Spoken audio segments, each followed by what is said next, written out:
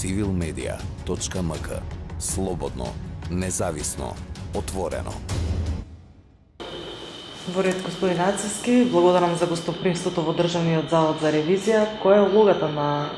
ДЗР во време на избори? Јас би сакал да ви посакам добро дојде во Државниот завод за ревизија. Се надам дека во потомошниот период имаме активна соработка во делот на следење на изборниот процес во нашата држава. Улогата на Државниот завод за ревизија во делот на изборната кампања и во целокупниот изборен процес се состои од повеќе аспекти. Прво, пред се во давањето препораки до надлажните органи кои што се задолжени за законските и подзаконските акти кои што редуваат самиот процес на избори во нашата држава.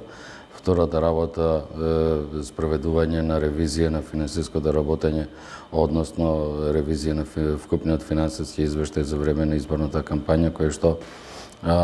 политичките партии имаат обврска да го достават до Државниот завод за ревизија и секако една од клучните активности е давање совет за начинот на постапување на сите инволвирани страни во самиот процес на изборите и клучната работа обезбедување на транспарентност за пошироката јавност во делот на она што значи објавување на финансиските извештаи кои што ги добиваме од страна на политичките партии за примените донации за вкупниот финансиски извештај и секако објавување на ревизорските извештаи за извршената ревизија на учесниците во изборниот процес. Кои се клучните точки каде може да се појави корупција во областа на политичкото финансирање и како откривате неправилности во јавните извештаи на политичките партии? Искуство од минатото? Видете, јас не би зборувал за корупцијата, секојаш би сакал да зборувам за начин на создавање на услови во кои што условите ќе бидат подеднакви за надпреварување на политичките партии во изборниот процес и секојаш има простор за подобрување на законските акти каде што би се обезбедиле подеднакви услови за сите учесници во изборниот процес. Во тој случај не би зборувале за корупција и за одредени незаконски постапувања. Секако дека има одредени согледувања во досегашното наше работење во кое што упатува на потребата од изменување на законските акти и подзаконските акти кои што го редуваат овој процес. Дел се надминати со последните измени и дополнување, но голем дел остана за надминување во наредниот период, така да ние упорно ќе инсистираме и со овие ревизорски извештаи кои што ќе бидат репродуцирани или издадени во наредниот период, ќе содржат одредени препораки кои што ќе упатуваат на подобрување на законските акти,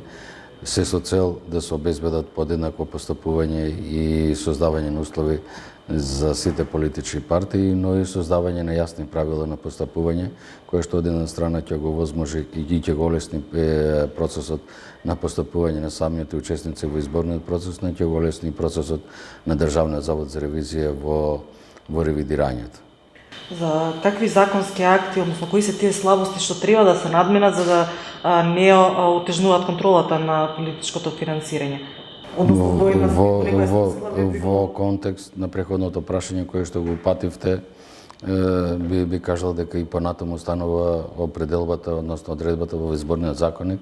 дека политичките партии понатаму може да прибираат донации и во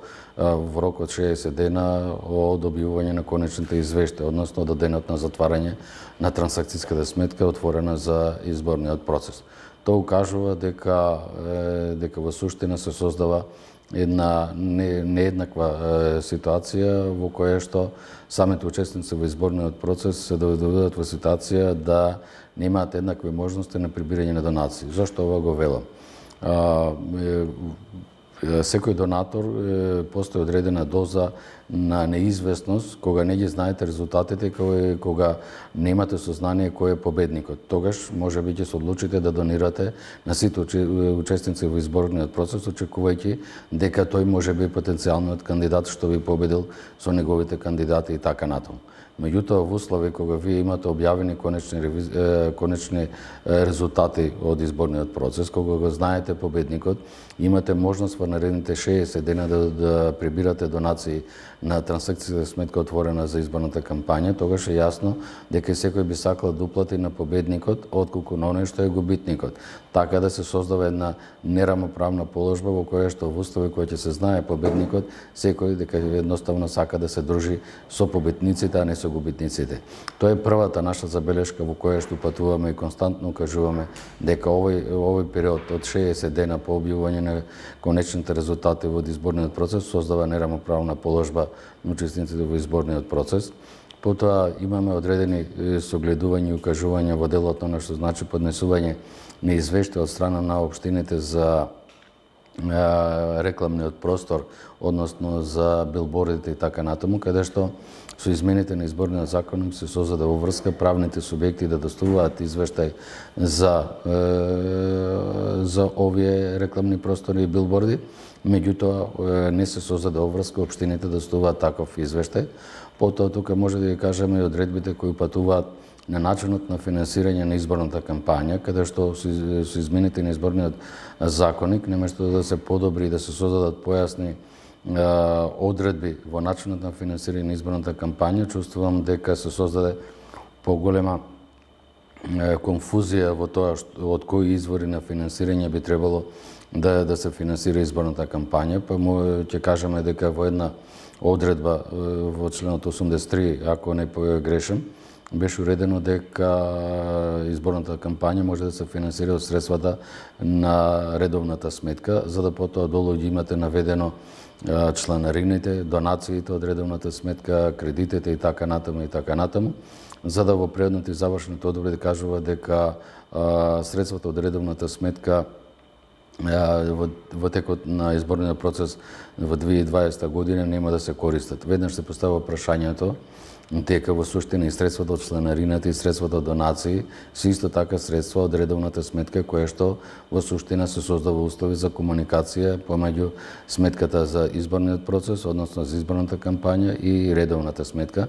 Потоа создава недоумици во делот на она што значи средства од донации. Значи имаме можност за пренесување на донациите од редовната сметка, каде што донации се уредени со одредбите на Законот за финансирање на политичките партии и донации кои што во суштина ги се утврдени со одредбите на изборниот законник. Значи се создава можност да се финансираат и донации од редовна сметка и донации од изборниот законник, што според наше видување не би требало да се случува такво нешто. Исто така, во делот на финансиските извештаи внесена одредба каде што упатува дека финансиските извештаи треба да се подготвуваат согласно одредбите на Законот за финансирање, Законот за сметководство, Законот за сметководство за непрофитни организации, кој што тој закон во суштина се темели на сметководствено начело кое е сосема поинакво во делот на она што значи начин на подготвување на финансискиот извештај за изборната кампања. Министерството за финансии, односно Министерот за финансии во службен весник 80 од 2020 година го објави правилникот за форматот на извештајот за финансискиот извештај и за извештајот за донациите за време на изборната кампања, кој што во суштина не се темели на ова одредба од законот и не може да се темели, бидејќи во суштина имаме сосема различен пристап и различни правила на постапување и мислам дека при прва наредна измена на изборниот законник или ние би биле пресреќни кога би се донел сосема нов закон, каде што сите овие наши суѓестии и забелешки би биле вградени и би се донел закон во кој што ќе биде поконцизно уредено начинот на постапување на сите инволвирани страни во изборниот процес. Дали сметате дека овој период што го спомнавте од 60 дена од затворање на наменската трансакцијска сметка и пред толку рековте дека и предолг ќе остава простор за одредени коруптивни действија, иако велите не би сакале да зборуваме за корупција, но кој е најидеалниот период, најкраток можен период за да се решат сите овие и да нема некои неправилности во однос на финансиските извештаи? Видете, моето видување за корупцијата секогаш зборуваме дека не во ниту една не можеме како граѓани да гледаме во секоја активност дека постои корупција. Секогаш треба да се трудиме да зборуваме на кој начин треба да ја преневираме корупцијата и секогаш кога зборуваме за репресија, секогаш мојот став е дека треба да се превенира. Бидејќи само на тој начин може да создадеме култура на однесување која што ќе биде пример за останатите учесници. Бидејќи не можеме, ние зборуваме само за едни потенцијални услови кои што создаваат нееднаква положба. Може би навистина донаторот сакал да донира средства на тој политички субјект. Меѓутоа, оставајќи го просторот 60 дена по објавување на конечните резултати, сепак делува или создава една рамка која што е несоодветна за постапување. И затоа велиме дека таквиот начин на прибирање на средства од донации треба да биде заклучно со денот на објавување на конечните резултати од изборниот процес. Тука веќе кога ќе го ограничиме периодот на прибирање на донации за периодот до денот на објавување на конечните резултати, веднаш вршиме превенција на спречување на можност од злоупотреба или еве да речеме коруптивно однесување на поединци кои би сакале да донираат одредени парични средства на одреден политички субјект кој што би очекувал во иднина одредени противуслови. Знаете како е периодот од 60 дена по завршување, по објавување на конечните резултати да се затвори сметката, па потоа политичките партии или политичките субјекти кои учествува во изборниот процес има рок од 30 дена да ги подготви вкупниот финансиски извештај, тоа е веќе 90 дена и сега се остава простор, значи тој има 90 дена на располагање да ги заврши сите активности, а Државниот завод за ревизија има 60 дена да изврши ревизија на 15 учесници во изборниот процес. Никој не се запрашал до сега за кадровските и за техничките потенцијали на Државниот завод за ревизија, дали во тие рокови може да одговори на со закон утврдените надлежности. Ние сме горди како институција што државата и меѓународната заедница дава доверба на Државниот завод за ревизија и на вработените во Државниот завод за ревизија да извршат ревизија на политичките партии и учесниците во изборниот процес, но сепак секоја делегирана надлежност мора да биде препратена со човечки ресурси и со финансиски средства како би можело да се врши секоја она делегирана надлежност. Во тие рамки кои што ги имате и откако ќе ги направите ревизорските извештаи, нели законот ве обврзува да ги објавите на вашата страница, како што ги обврзува Државната изборна комисија и ДКСК, меѓутоа што понатаму, што е со забелешките и доколку се најдат некои неправилности, кои надлежни институции преземаат од тука па натаму работат? Клучно прашање во целокупниот процес во изборниот процес и законското постапување во изборите представува степенот на сознавање на законската и подзаконската регулатива и правилата кои што ги препишува Државната изборна комисија. Од она што досега е доставено како извештаи за примени донации во Државниот завод за ревизија, морам да кажам дека одредени политички партии немаат доволно капацитети за доволно познавање на целокупната законска регулатива и она што значи финансиски извештаи или извештаи за донации кои што треба да се доставуваат до Државниот завод за ревизија. Ќе споменам само се уште ги примаме извештаите за применените донации од денот на отварање на транзакција сметка заклучно со 10-тиот ден, каде што од примените извештаи морам да констатирам дека одредени извештаи се на образци кои што престанаа да важат, односно одредени политички субјекти немаат сознание дека имаме нов образец за начинот на доставување и известување за примените донации. Потоа морам да забележам дека има одредени состави кои што веднаш упатуваат на несоодветно постапување и тука се поставува прашањето колку државата, односно надлежните органи, успеале во овие услови на пандемија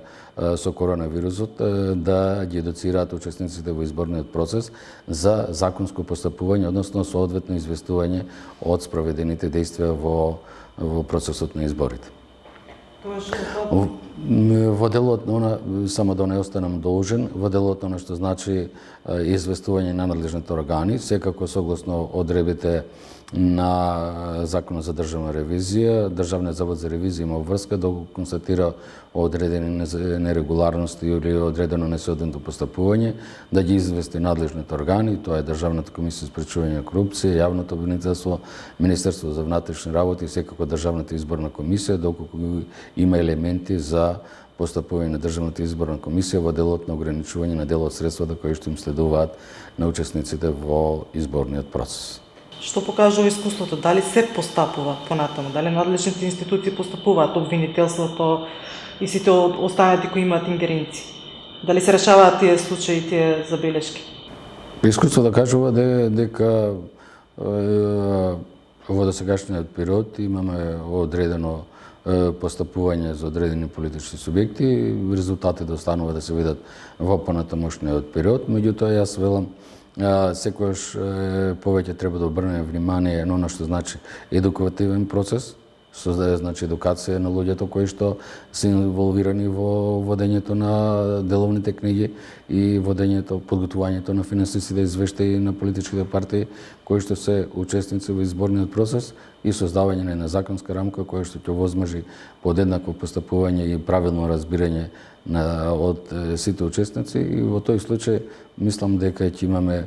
услови за рамноправно надпреварување во изборниот процес. Како би ги оцениле накратко прекршочните и казнените одредби што се предвидени во изборниот законник во однос на политичкото финансирање? Видете, има безброј казнени одредби. Има многу казнени одредби за сите видови на учесници во изборниот процес. Дали се тоа правните субјекти кои што се занимаваат со спроведување на изборниот процес, дали тоа се однесува за самите учесници во изборниот процес, дали се однесува на давателите на услугите, радиодифузерите и така натаму. И јас не сум поборник за казнување и за изрекување на казни, бидејќи секогаш поаѓам од тоа дека секогаш треба да постапуваме превентивно отколку репресивно. Со репресијата во суштина нема да направиме ништо, освен оставање еден белег дека навистина некој погрешил.